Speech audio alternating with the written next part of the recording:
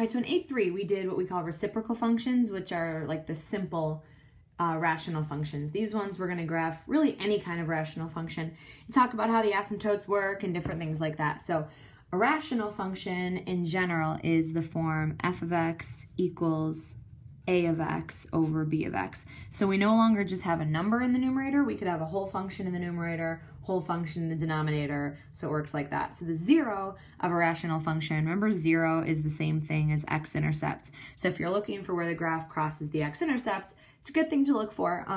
Both zeros and intercepts and asymptotes are good things. They're kind of helpful to graph our rational function. So zeros would be when the numerator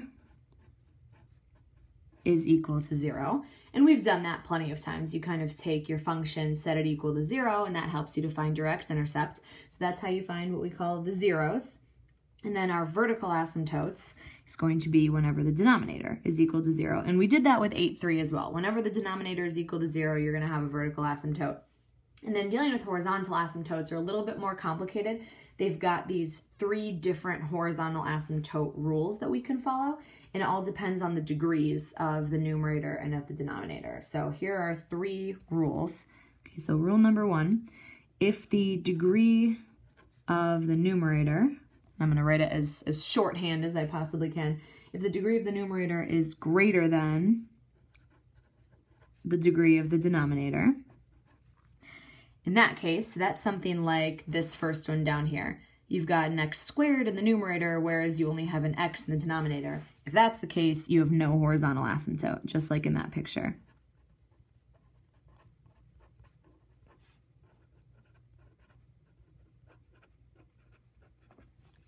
Okay, so again, the way that looks is in this example down here, the degree of the numerator is 2, the degree of the denominator is 1, and if that's the case, there's no horizontal asymptote. Okay, so that's our first rule.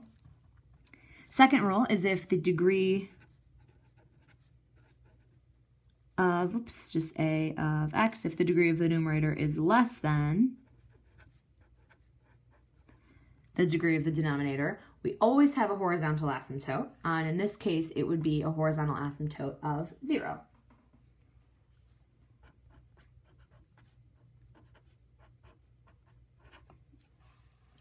Okay, so if the degree, and that's supposed to be just an a of x, sorry, if the degree of the numerator is smaller than the degree of the denominator, horizontal asymptote is 0, so that goes with our middle picture here. The degree of the numerator is just 0 because there is no x term. The degree of the denominator is 2, and you see that right here, y equals 0 is what we call a horizontal asymptote. So that's our second rule.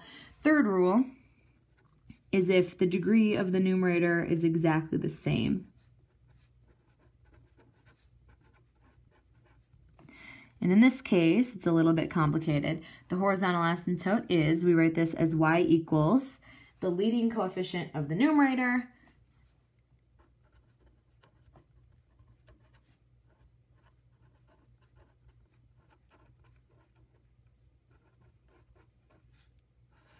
divided by the leading coefficient of the denominator. Okay, sorry, I keep trying to do parentheses instead of a's. There we go. So the leading coefficient of the numerator divided by the leading coefficient of the denominator, and we've got that happening in our third picture here. Here the degree is 1, here the degree is 1, and so our horizontal asymptote is 2 over 1, which is 2, and so that's our horizontal asymptote there. Okay, so those horizontal asymptote rules are a little bit complicated. They might take some getting used to. We're going to write just some more details here on actually graphing these rational functions. So zeros versus vertical asymptotes. People have a tough time with these. One thing to keep in mind is the numerator versus the denominator. So the zeros are when the numerator is equal to 0. The vertical asymptotes occur when the denominator is equal to 0. So zeros are when the numerator equals 0. Vertical asymptotes are when the denominator is equal to 0. So do your best to keep those straight. Okay, so we've got a step-by-step process that we're going to follow here, and we're going to follow it every time. So the first step that we're going to take is find the zeros.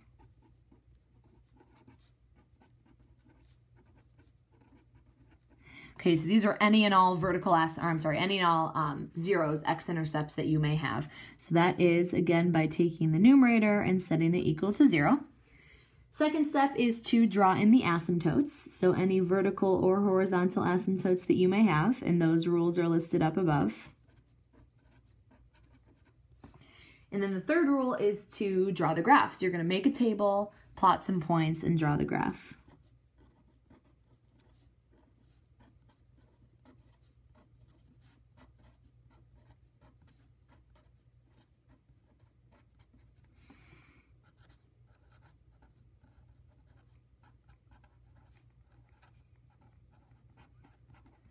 Okay, so make a table, plot some points, and draw the graph. So we will walk through exactly how that works. So there are 2 examples on the next page.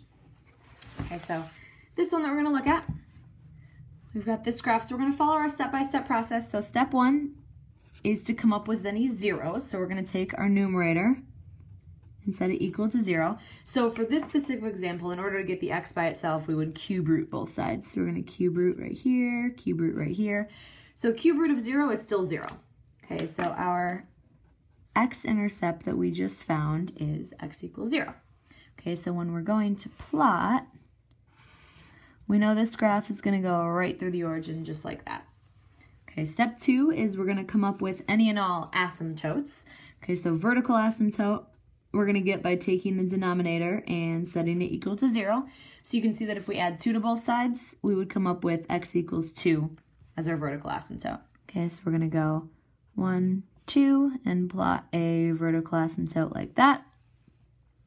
For our horizontal asymptote rules, we'll look at this degree versus this degree. This degree is 3, this degree is 1. So our numerator has a larger degree if you flip back to our rules. If our numerator has a larger degree, that means there's no horizontal asymptote. Okay, so that's what we're doing with this one. This one has no horizontal asymptote. So that's our step 2, and then step 3 is to come up with a table, plot some points, and then we'll be able to draw the graph. Okay, so we're going to do a little XY table here. Okay, so basically just any, like -3 up to +3, anything like that would work.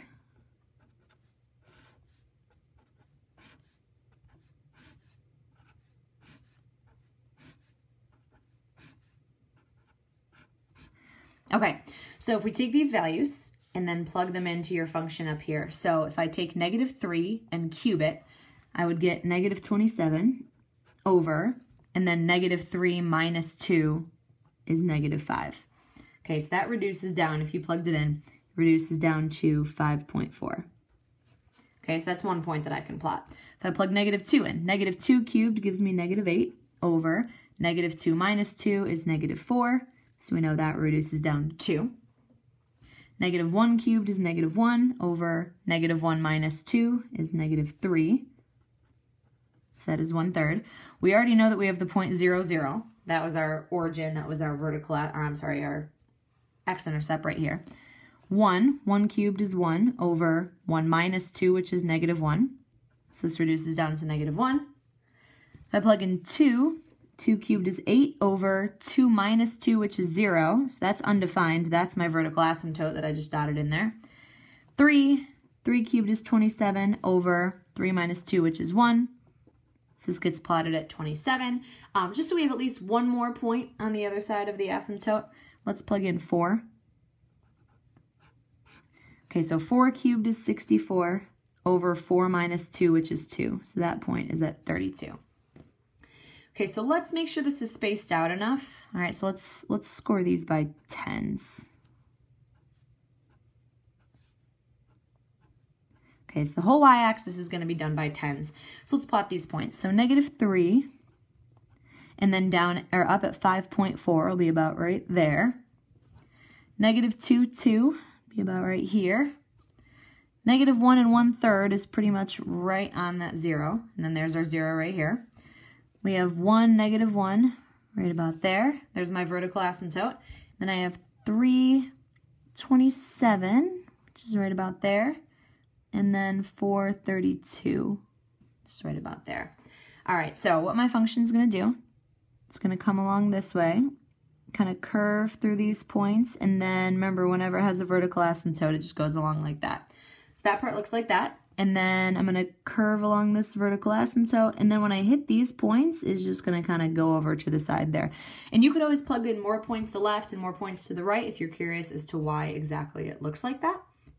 Let's look at example 2 really quickly. Boat traveled upstream R1 miles per hour. Return trip was R2 miles per hour, and then the average speed is given by this formula. So we're going to plot the average graph. So it says draw the graph of R2 is equal to 15 miles per hour. So we're going to plug in 15. So 2 times R1 times 15, and then R1 plus 15. So this is 30 times R1, and then over R1 plus 15.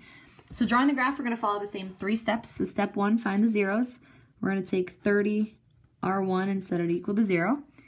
If I divide both sides by 30, I know that 0 is going to be my x-intercepts.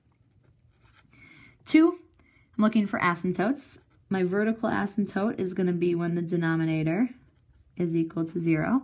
So if I subtract 15 from both sides, I will get negative 15 as my asymptote. So let's plot those things that I've got so far. So I've got the origin, I know that. And then negative 15. So let's scale these by 10s as well.